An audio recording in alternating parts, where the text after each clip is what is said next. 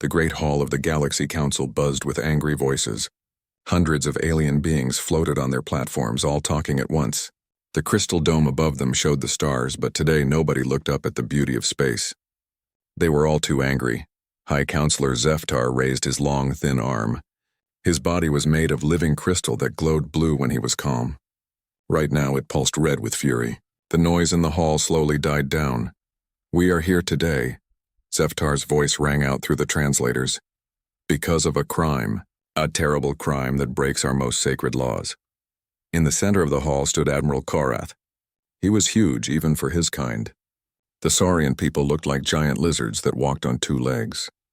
Korath's scales were dark green and scarred from many battles. His yellow eyes showed no fear, only pride. "Admiral Korath of the Saurian Dominion," Zeftar continued, "you stand accused of attacking a protected world. You invaded Terra. You invaded the home of the humans." A wave of shocked whispers ran through the hall. The humans were new to space. They had only been flying between stars for about 100 years. Their world, Terra, was marked as protected. No one was allowed to attack developing worlds. It was the most important law of the Galaxy Council. Korath laughed. The sound was harsh and ugly. "Protected? Those weak little creatures? High Counselor, surely you joke. My scouts told me Terra was perfect for taking. Rich with metals and water. The humans had no real weapons to stop us." The hall erupted in angry shouts. Counselor Melvia of the Peaceful Gardeners stood up. Her skin was green like leaves, and she always spoke softly. But today her voice shook with anger. "You don't understand what you have done," she said. "Humans are not what they seem." Korath's laugh grew louder. "Not what they seem? I've seen their ships. Chemical rockets that barely reach their own moon. I've seen their weapons, simple energy guns that couldn't scratch the paint on my smallest fighter." The insect-like Queen Zixtra clicked her mandibles together, making a sound like breaking glass. Her kind, the Hive, never spoke unless something was very wrong. "Admiral," she clicked, "how many ships did you take to Terra?" Korath's chest puffed out with pride. 200 of our finest warships. Each one could destroy a city with a single shot. I brought enough firepower to conquer 10 worlds." The gaseous being known as Whisper of Storms flowed closer. Its voice was like wind through caves. "And how many humans did you capture?" For the first time, Korath's proud expression changed. His yellow eyes looked away from the council. The hall became very quiet. "Well?" Zeftar demanded. "How many prisoners did you take? How much of their world did you conquer?" Korath's voice became much quieter. We took no prisoners." "No prisoners?" The plant-like Counselor Velen leaned forward. "But surely you captured some of their leaders, some of their military commanders." "No." The word came out like a growl. "Then you must have destroyed their defenses quickly," said Counselor Thane of the Metalworkers. "How long did the battle last? A few hours?" Korath was silent for a long moment. When he spoke, his voice was barely a whisper. There was no battle. The hall exploded into chaos. Every being started talking at once. Some laughed, thinking Korath was joking. Others demanded to know what he meant. Zeftar's crystal body flashed bright red as he called for order. "Explain yourself, Admiral," Zeftar commanded. "You took 200 warships to invade a primitive world. You say there was no battle. What happened?" Korath looked around the hall at all the staring faces. His proud warrior's stance seemed to crumble. He suddenly looked very old and very tired. "We were defeated," he said, "completely defeated. And they never fired a shot in anger." The silence that followed was deeper than space itself. Every being in the hall stared at the mighty Saurian admiral. The Saurians were known as the greatest warriors in the galaxy. Their fleets had conquered dozens of worlds. They had never been defeated. "Impossible," breathed Counselor Thrix of the Mechanical Collective. "Your ships are among the most powerful in known space. How could primitives defeat you without fighting?" Korath's shoulders sagged. "Because they're not primitives. Everything we knew about them was wrong. Everything." He looked up at the council, and for the first time fear showed in his eyes. They were waiting for us. They knew we were coming. They knew exactly what we would do and how we would do it. It was like fighting someone who could see the future. Counselor Velen stood up slowly. Her leaf-like skin had turned pale. "Admiral, what exactly did the humans do to your fleet?" "They sent us home," Korath said simply. "They disabled every one of our ships without destroying them. They made sure none of my people were hurt. Then they escorted us out of their system and told us to deliver a message to this council. What message? Zeftar asked, though something in his voice suggested he didn't want to know the answer. Korath reached into his armor and pulled out a small device. He placed it on the floor and stepped back. A hologram appeared. It showed a human female in a simple blue uniform. She looked young, but her eyes seemed much older. "Greetings, honored members of the Galaxy Council," the human said. Her voice was calm and friendly. "I am Admiral Sarah Chen of the Terran Defense Force. We apologize for any confusion regarding our world status." The hologram paused, and Admiral Chen seemed to look directly at each council member. "We appreciate the protection you have offered Terra over the years. It has allowed us to develop in peace. However, we feel it's time to clarify a few things about our capabilities." The hologram flickered and changed. Now it showed the space around Terra. But instead of the empty void they expected, it was filled with ships. Hundreds of them, ships unlike anything the Council had ever seen. "Terra is not defenseless," Admiral Chen continued. "We simply prefer not to advertise our strength. We believe it's better to be underestimated than feared." The hologram changed again. Now it showed tactical displays of the battle with Korath's fleet. But these weren't recordings from Saurian ships. These were from human vessels that had somehow watched the entire invasion force without being detected. "Admiral Korath's fleet was detected 3 days before it entered our system," Chen explained. "We monitored their approach, analyzed their capabilities, and prepared appropriate responses. At no point were we in any real danger. The tactical display showed how human ships had moved into position around the Saurian fleet before the invasion even began. The Saurians had been surrounded from the moment they arrived, but they never knew it. We could have destroyed the invasion fleet completely," Chen said matter-of-factly. "Instead, we chose to demonstrate that such destruction was unnecessary.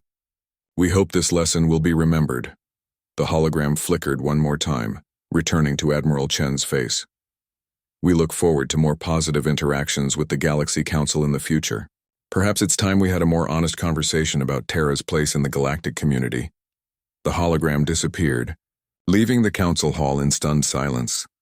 Zeftar's crystal body had stopped pulsing red. Now it was flickering between colors rapidly, showing his confusion and fear. "Admiral Korath," he said slowly. "How long ago did this happen?" 3 days, Korath replied. "And where is your fleet now?" Korath's voice was barely audible. "Orbiting Terra. The humans said we could leave whenever we wanted, but they also said we might want to stay and learn a few things first." The weight of realization settled over the council like a heavy blanket. Somewhere in the galaxy, there was a species more powerful than any of them had imagined, and they had been hiding among them all along. 3 days earlier, Fleet Commander Thesic had been excited. The invasion of Terra would be his greatest victory. He stood on the bridge of his flagship, watching the blue-green world grow larger on the main screen. 200 Saurian warships followed behind him, the most powerful fleet ever assembled. "Sir," called his sensor officer, "we're detecting the expected primitive satellites around the planet. Chemical-powered rockets in low orbit. No significant weapons," Thesic nodded. Everything matched their intelligence reports. The humans were still using the same basic technology they had 100 years ago. This would be simple. "Begin scanning for population centers," he ordered. "We'll start with a demonstration. Destroy one of their military bases to show them our power." The tactical officer highlighted several targets on the screen. "These appear to be their main defensive installations, sir. Concrete bunkers with basic energy weapons. Nothing that could threaten us." "Perfect. Target the largest one. Single kinetic bombardment.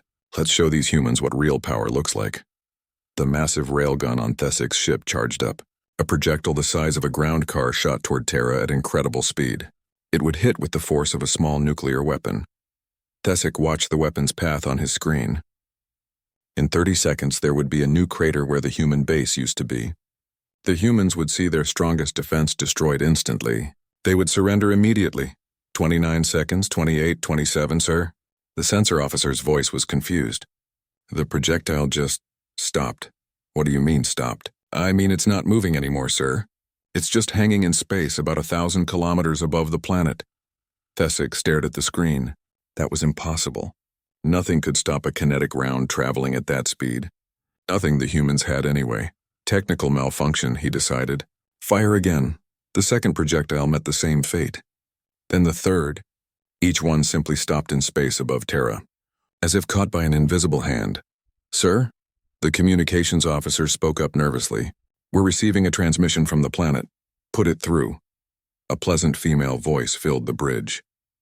The universal translator made her sound calm and friendly, like someone offering directions to a lost traveler. "Hello there, Saurian vessels. This is Terra Traffic Control. We've noticed you're having some trouble with your weapons. We've temporarily disabled your kinetic bombardment system for safety reasons." Thesic felt his blood turn cold. They had disabled his weapons? From the planet's surface? That was impossible.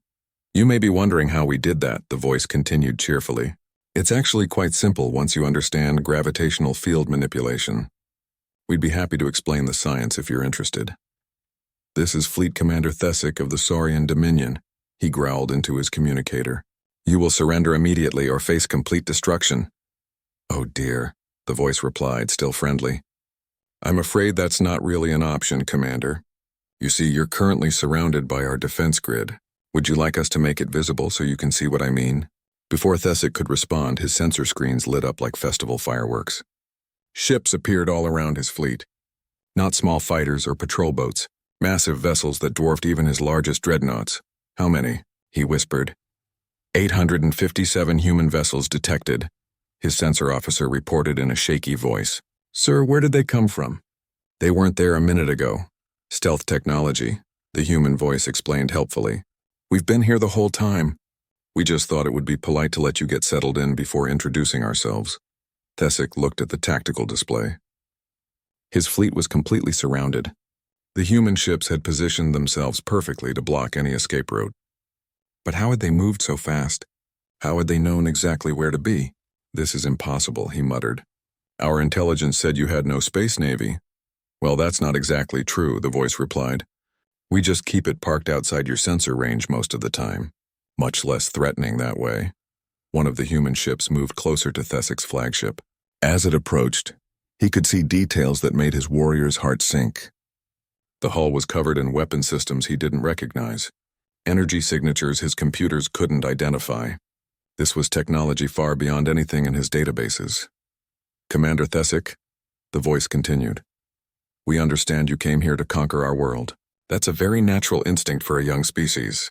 The Saurians are still learning their place in the galaxy." "Young species?" Thesic roared. "We have been spacefaring for over 2,000 years. "Oh yes, we know. We've been watching. You're doing very well for your age. But Terra has been watching the stars a bit longer than that." The main screen flickered and changed. Instead of showing space around Terra, it now displayed a detailed map of Saurian space. Every planet, every base, every hidden weapons facility. Information that should have been impossible for the humans to possess. "As you can see," the voice explained, "we're quite familiar with your territory. We've been studying your expansion patterns for some time. Very impressive growth rate, by the way. Your people should be proud." Thesic stared at the display in horror. The humans knew everything about his people.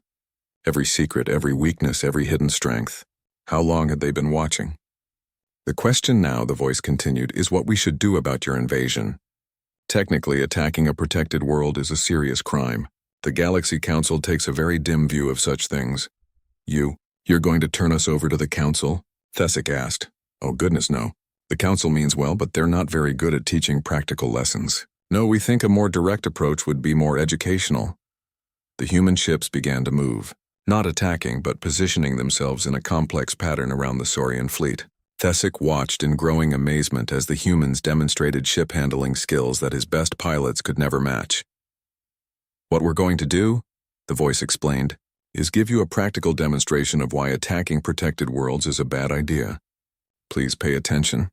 There will be a test afterward." The first human ship fired, not at Thesic's flagship but at a specific point on its hull. The energy beam was so precisely controlled that it only damaged the ship's main weapons array. The rest of the vessel was completely untouched. "As you can see," the voice narrated, "we can disable your offensive capabilities without harming your crew. This is important because we don't actually want to hurt anyone." Another human ship fired at a different Saurian vessel. Again, perfect precision. The target ship's engines were disabled, but life support remained fully functional. "The trick," the voice continued, "is understanding exactly how your ships are built. Fortunately, We've had plenty of time to study Saurian engineering. Very solid work, by the way. Your designers clearly prioritize crew safety. One by one, every ship in Thessic's fleet was systematically disabled. Not destroyed, not damaged beyond repair. Just carefully and precisely rendered helpless. Each shot demonstrated an impossible level of knowledge about Saurian technology. "This is madness," Thessic whispered. "How do you know so much about our ships?" "Oh, that's easy," the voice replied. "We helped design them." The bridge fell silent. Everyone stared at the communication console as if it had grown teeth. "I'm sorry, what?" Thessic managed to say.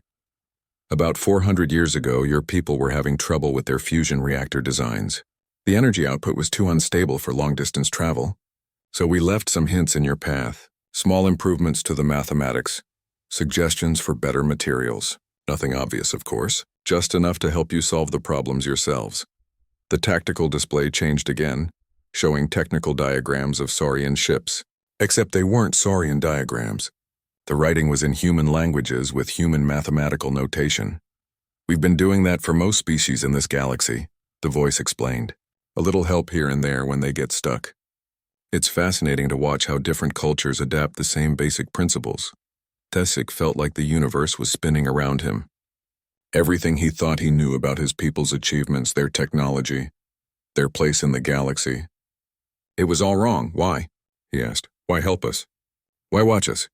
What do you want? The voice was quiet for a moment. When it spoke again, it sounded different, older, sadder.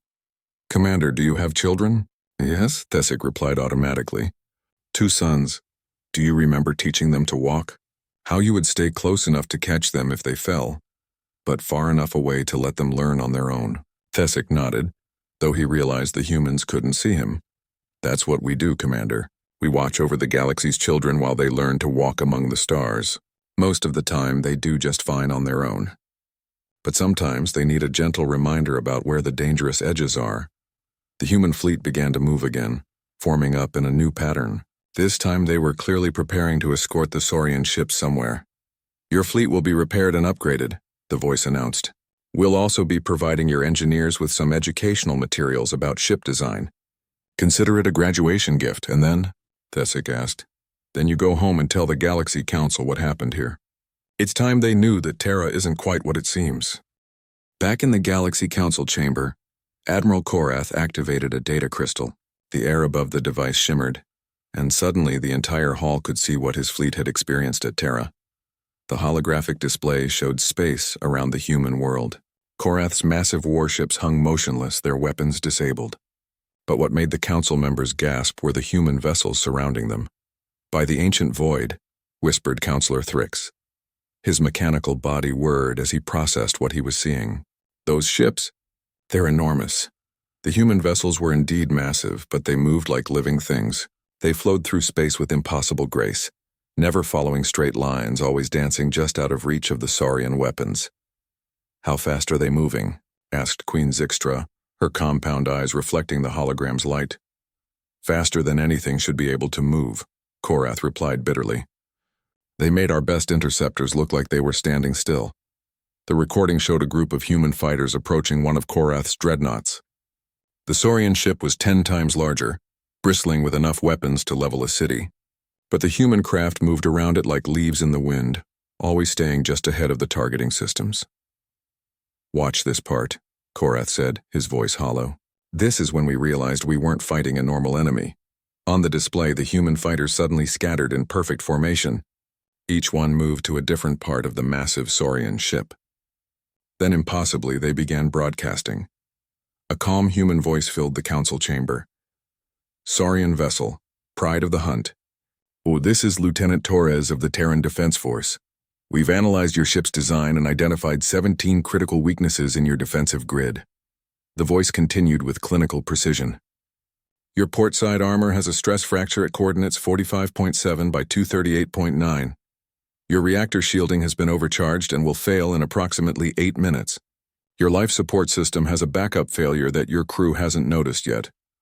Korath watched the faces of the council members as they heard this. He saw the same shock and fear that he had felt when it happened to him. "They knew everything," he said quietly. "Every flaw, every weakness, every system failure that hadn't even happened yet.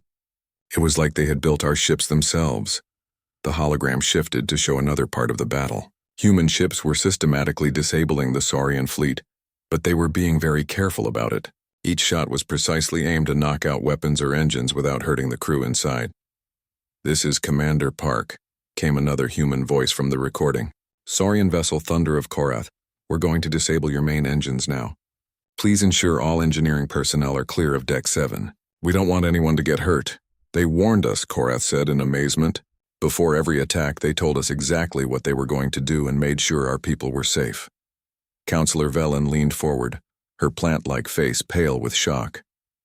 "They were protecting your crews while defeating your fleet?" "Yes, and that wasn't the strangest part.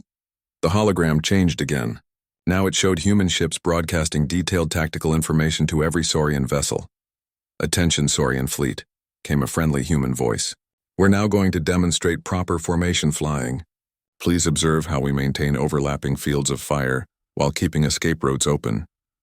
The human ships moved into a complex three-dimensional formation. Every vessel was positioned to support the others, creating a defensive pattern that was both beautiful and deadly. "Your current formation," the voice continued, "leaves your command ships exposed and your support vessels isolated. We recommend studying the principles of distributed command structures, much more effective against coordinated attacks." "They were teaching you?" High Counselor Zeftar's crystal body flickered with confusion. "In the middle of a battle?" "Not a battle," Korath corrected. "A lesson. They kept calling it a practical education experience." The recording showed more human ships appearing from seemingly empty space. They materialized with perfect timing, always exactly where they needed to be to complete some new tactical demonstration. "Stealth technology lesson number 1, announced a human instructor. "Proper use of gravitational lensing to bend light around your hull. Note how we've been here for the past 6 hours without being detected." The Saurian sensor operators could be heard cursing in the background. Their instruments showed nothing, but their eyes could clearly see the human ships. "Lesson number 2, the voice continued. "Electronic warfare. We've been monitoring all your communications since you entered the system. Your encryption is adequate for most purposes, but it has some interesting vulnerabilities." Suddenly, the Saurian communication channels filled with human voices reading back their own battle plans, their codes, even personal messages from the crew to their families back home. "We recommend updating your security protocols," the human instructor suggested helpfully. "We'll send you some improved encryption algorithms after class." The Galaxy Council watched in stunned silence as the humans demonstrated technology and tactics that none of them had ever seen before. Weapons that fired around corners, ships that could apparently teleport short distances, defensive screens that didn't just stop energy weapons but somehow turned them back on their attackers. "How?" Queen Zixtra asked, her mandibles clicking rapidly. "How is any of this possible?" "That's what I asked them," Korath replied. He activated another part of the recording. "Human vessels," Korath's own voice could be heard saying, "what you're doing is impossible. No species has technology this advanced." The human response was immediate and cheerful. "Oh, we're not doing anything impossible, Admiral. We're just using tools you haven't seen before. The principles are actually quite simple once you understand them." "What principles?" Korath had demanded. "Well, take your faster-than-light travel, for example. You punch holes in space-time and jump through them. Very dramatic, very energy-intensive. We prefer to fold space around our ships. Much more efficient, and you can change direction while traveling." The hologram showed human ships demonstrating this technique. They seemed to stretch and compress, moving vast distances without actually accelerating. "Or your energy weapons," the human voice continued. "You generate power and fire it in straight lines. We've learned to weave energy into more complex patterns, much more versatile." A human ship fired what looked like a normal energy beam, but the beam curved in mid-flight, split into multiple streams, then reassembled itself to hit 3 different targets at once. "The key is understanding that space. Time, matter, and energy are all connected," the instructor explained. "Once you learn to work with those connections instead of against them, many things become possible." Counselor Melvia stood up slowly. Her leaf-like skin was trembling. "They're not just more advanced than us. They're working with completely different physics." "That's what I thought too," Korath said. "But then they showed me something that changed everything." The hologram shifted to show the inside of a human ship. The council members expected to see some impossibly advanced alien technology. Instead, they saw humans working with familiar-looking computers and control panels. "Our technology isn't that different from yours," a human engineer was explaining to a group of captured Saurian officers. "We just had more time to figure out how to use it properly." "How much more time?" one of the Saurians asked. The human engineer smiled. "A few thousand years, give or take." The implications hit the council like a physical blow. The humans hadn't developed their technology recently. They had been spacefaring for millennia, long before most of the current council members' species had even discovered fire. "But that's impossible," Councillor Thrix protested. "Our historical records show no sign of human activity in the galaxy until a century ago." "Because we didn't want you to see us," Korath said simply. "They told me they've been watching all of us for thousands of years, studying us, learning about us. They know more about each of our species than we know about ourselves." The hologram changed one final time. Now it showed a tactical display of the entire galaxy. Hundreds of systems were marked with human symbols. Observation posts, research stations, hidden bases. The humans had been everywhere for longer than anyone had imagined. "They've been gardeners," Korath said quietly, "and we've all been their garden." High Councillor Zeftar's crystal body had stopped pulsing entirely. He stood perfectly still, processing this revelation. "Admiral Korath," he said finally, "what did they want from you? Why did they reveal themselves now?" "They said it was time for the galaxy to grow up," Korath replied. "They're tired of watching from the shadows. They want to have an honest conversation about how things really work out here." "And if we refuse?" Korath looked around the chamber at all the shocked alien faces. "Then they'll keep protecting the galaxy from us whether we like it or not. They made it very clear that they consider all of us to be their responsibility." The silence that followed was absolute. Every member of the Galaxy Council was forced to confront a new reality. They weren't the advanced civilizations they thought they were. They were children being watched over by patient parents who had finally decided it was time for a talk. Admiral Korath's testimony took a darker turn as he described what happened when he tried to retreat from Terra. The holographic display in the council chamber shifted to show the space around the human world, where his disabled fleet hung helpless. After they finished their demonstration, Korath said, his voice heavy with shame, "I ordered a strategic withdrawal. We had been completely outmatched. There was no point in staying." The display showed his ship slowly moving away from Terra. Their weapons were disabled, but their engines still worked. Korath had hoped to limp home and report this disaster to his superiors. "The humans said we were free to leave whenever we wanted," Korath continued. "They even helped repair our life support systems and gave us medical supplies for injured crew members." Queen Zixtra clicked her mandibles together thoughtfully. "That sounds reasonable. Why do you speak as if something terrible happened?" Korath's expression darkened. "Because leaving wasn't the end of our encounter with the humans. It was just the beginning." The hologram changed to show his fleet entering hyperspace. The familiar blue-white tunnel of faster-than-light travel surrounded his ships as they fled toward home. "We jumped to hyperspace as soon as we were clear of their system," Korath explained. "Random coordinates just to get away. We thought we were safe." The display showed the Saurian ships emerging from hyperspace in what should have been empty void between the stars. But it wasn't empty. Human vessels were already there, waiting for them. "Impossible," breathed Councillor Thrix. "No one can predict where a random hyperspace jump will end up." "That's what I thought," Korath replied grimly. "But the humans were there.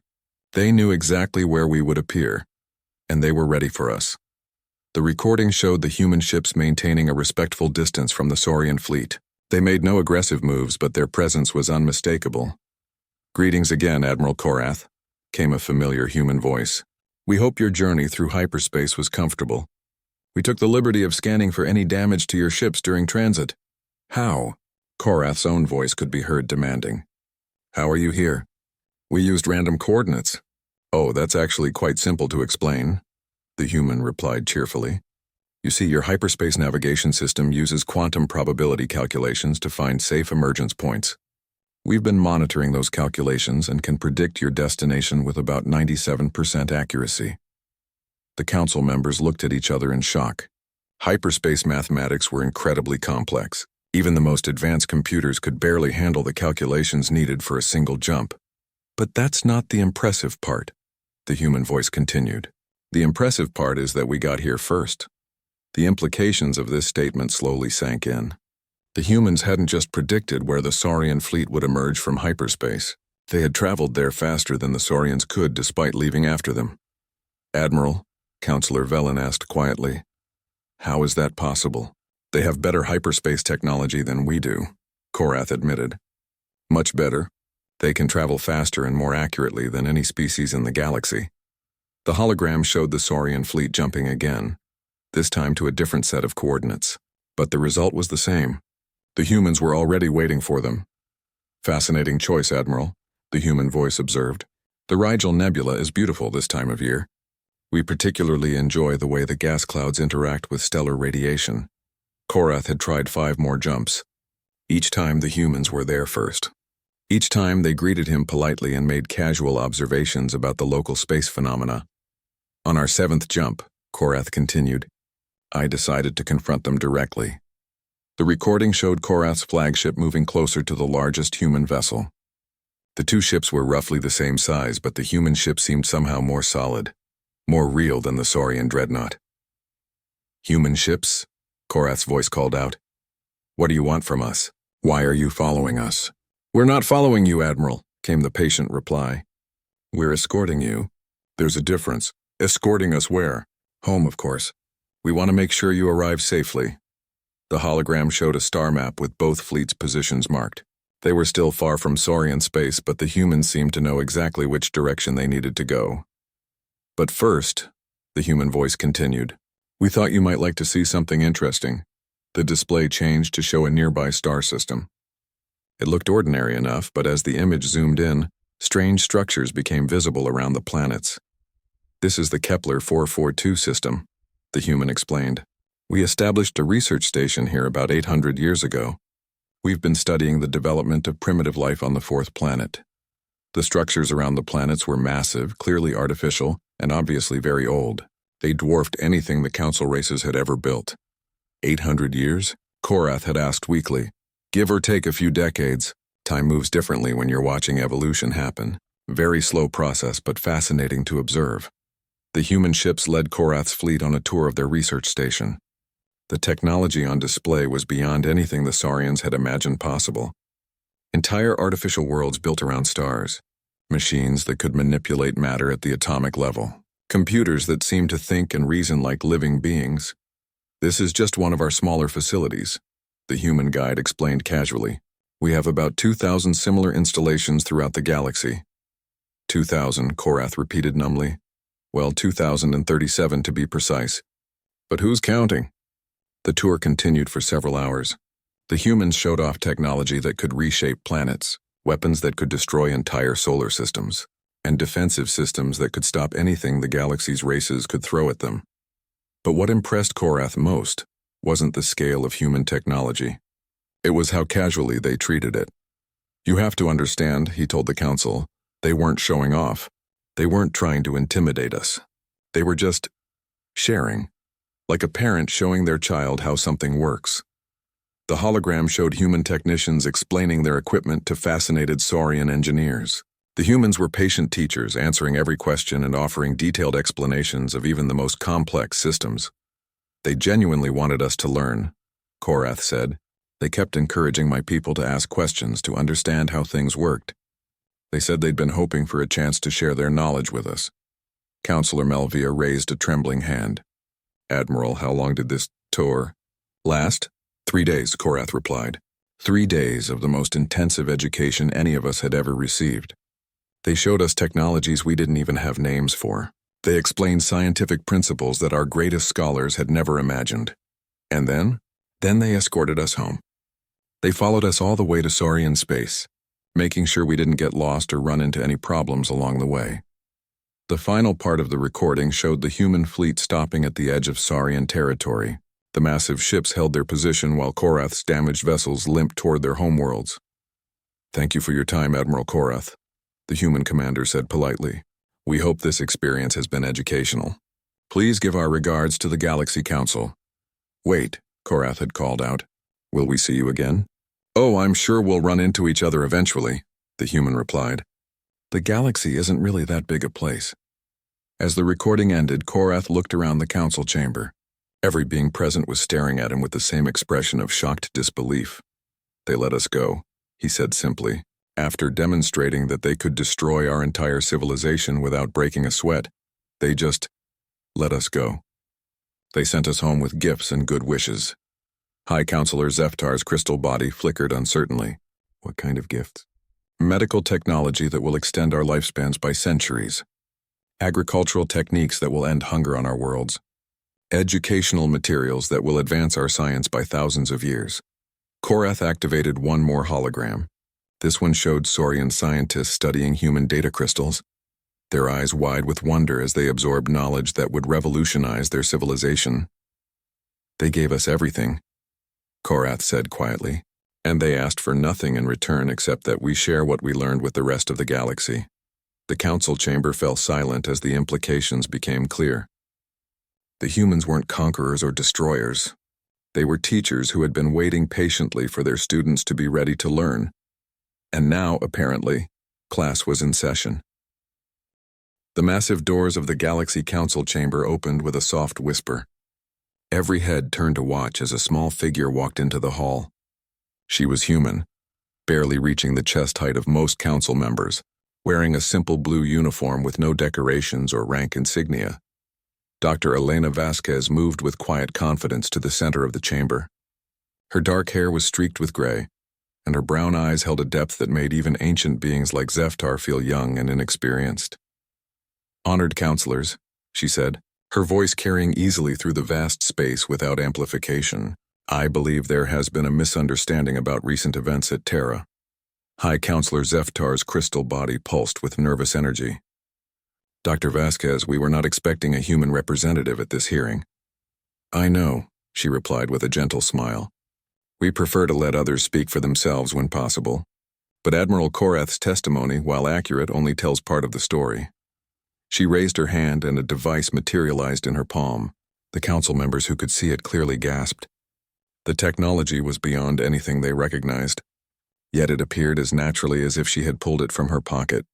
"With your permission, I'd like to provide some additional context." The device projected a hologram that filled the entire chamber. But this wasn't a recording of recent events. This was a star map showing the galaxy as it existed thousands of years ago. "This is how things looked when humanity first achieved faster-than-light travel," Dr. Vasquez explained. "As you can see, most of your civilizations were still developing agriculture at this point. The map showed Terra as a single bright point in a galaxy filled with primitive worlds. The Saurian Dominion was represented by a few scattered settlements. The Crystal Collective existed only as energy patterns in deep space. The Hive had not yet learned to build ships. We were alone out here for a very long time," Dr. Vasquez continued. "It was lonely. So when we detected the first radio signals from other worlds, we were incredibly excited. The map changed, showing the gradual development of other species. Radio telescopes appeared on dozens of worlds. The first chemical rockets launched. Primitive space stations were built around home planets. We wanted to make contact immediately," Dr. Vasquez said, "but our scientists advise caution. First contact with a more advanced civilization can be traumatic for developing species. We've seen it happen before." Counselor Velen leaned forward, her plant-like features showing confusion. "Seen it happen before? But we were the first species you encountered." Dr. Vasquez's expression became sad. "No, Counselor. You were the first to survive contact." The hologram shifted to show parts of the galaxy that the Council had never seen before. Dead worlds orbited ancient stars. The remains of vast civilizations lay scattered across empty space. "The Makers," Dr. Vasquez said quietly. "They achieved spaceflight about 10,000 years before us. When we first ventured beyond our solar system, we found their ruins everywhere. The images showed cities that spanned entire continents, space elevators reaching from planets to their moons, artificial worlds built around stars, and all of it was dead. What happened to them?" Queen Zixtra asked, her mandibles clicking nervously. "They met someone like Admiral Korath," Dr. Vasquez replied, "a species that believed might made right. The Makers were peaceful explorers, not warriors. They were conquered and enslaved within a few centuries." The hologram showed battle scenes from the ancient war. Peaceful ships being destroyed by military fleets. Entire populations being relocated or eliminated. A civilization of builders and dreamers being systematically erased. The conquerors called themselves the Dominion. Dr. Vasquez continued. Not your Dominion, Admiral Korath. This was long before your people evolved. But the pattern was the same. They grew strong by destroying others. What happened to these Dominion people? Counselor Thrix asked. They forgot how to create, Dr. Vasquez said simply. They became so focused on taking from others that they stopped innovating. When they ran out of civilizations to conquer, they turned on each other. The last of them died out about 6,000 years ago. The council chamber was absolutely silent. Every being present was imagining their own civilization meeting the same fate. That's when we made a decision, Dr. Vasquez said. We would never let that happen again. When new species achieved spaceflight, we would be there to guide them, to protect them, to help them grow into something better than conquerors. The hologram changed again, showing the gradual development of the current galactic civilization. But now the council members could see what had been hidden from them before. Human ships watching from the shadows. Human technology being quietly shared. Human intervention whenever conflicts grew too serious. Every time one of your species developed a dangerous technology too quickly, we provided alternatives, Dr. Vasquez explained. Every time territorial disputes threatened to become wars of extinction, we arranged for peaceful solutions to be discovered. The trade war of 2847, Counselor Melvia breathed. Between our people and the Crystal Collective. It ended because both sides suddenly discovered new trade routes that made the disputed territory worthless. We may have helped with that, Dr. Vasquez admitted. Amazing how many coincidences happen when you have good intelligence networks. The hologram showed dozens of similar events. Wars that ended when key leaders suddenly saw reason. Technological breakthroughs that happened just when species needed them most. Resources discovered exactly where and when they would prevent conflicts. You've been managing us, High Counselor Zeftar said slowly, for thousands of years. We prefer to think of it as guidance, Dr. Vasquez replied. Like parents watching children play in a dangerous neighborhood. We don't control what you do, but we try to make sure you don't hurt yourselves or each other too badly. Admiral Korath found his voice. The protected world designation for Terra. That was your idea? It was a convenient fiction, Dr. Vasquez nodded. It allowed other species to develop naturally without feeling intimidated by our presence. Most children learn better when they don't think their parents are watching every move. She gestured, and the hologram zoomed in on Terra itself. But instead of showing a single world, it revealed a vast network of hidden installations throughout the Sol system. Terra is not our only world, Dr. Vasquez said. We have colonies throughout the galaxy. We've been neighbors with all of you for millennia. We just preferred to keep a low profile. The installation network was staggering in scope. Artificial habitats in asteroid belts, research stations hidden in gas giant atmospheres, entire moons that had been hollowed out and converted into cities. How many humans are there? Queen Zixtra asked weakly. About 2 trillion in this galaxy, Dr. Vasquez replied casually. Give or take a few billion. We've been growing steadily for quite some time. The number hit the council like a physical blow. 2 trillion humans hidden throughout their galaxy, watching and guiding their development for thousands of years. But why reveal yourselves now? Counselor Thrix asked. Why end the fiction? Dr. Vasquez smiled, and for the first time she looked genuinely pleased. Because you're ready to graduate. The hologram changed one final time, showing the current state of galactic civilization. Trade networks connecting hundreds of worlds. Scientific collaboration between different species. Art and culture being shared across vast distances. Look what you've built, Dr. Vasquez said proudly. The Galaxy Council, the Trade Federation, the Science Consortium. You've created a civilization based on cooperation instead of conquest. You've learned to work together despite your differences. She looked around the chamber at all the diverse beings gathered there. You've grown up. You don't need parents watching over you anymore. So what happens now? High Counselor Zeftar asked. Now we become partners instead of guardians, Dr. Vasquez replied. We share our knowledge openly. We work together as equals to build something even better than what exists now. And if we refuse? Admiral Korath asked. If some species decide they prefer the old ways of conquest and domination? Dr. Vasquez's expression became serious. Then we'll do what any responsible adult does when children start playing with dangerous toys. We'll take them away until you're ready to use them safely. The threat was delivered so gently that it took a moment for its full meaning to sink in. The humans weren't offering partnership. They were announcing it. The galaxy could join them as equals or remain under their protection as children. There's one more thing, Dr. Vasquez added. Admiral Korath, your invasion of Terra wasn't a failure or a disaster. It was a graduation test. Korath stared at her in shock. A test? We needed to know if your species was ready to learn about us. Your reaction to overwhelming force, your treatment of prisoners, your willingness to listen and learn instead of fight to the death. You passed. She activated another hologram, showing Saurian scientists working with human technology, sharing discoveries with other species. Your people are already teaching others what they learned from us. That's exactly what we hoped would happen. Dr. Vasquez began walking toward the chamber exit. The Galaxy Council has a choice to make. You can continue as you have, with humanity as your hidden guardians, or you can step forward into a larger universe as our partners and equals.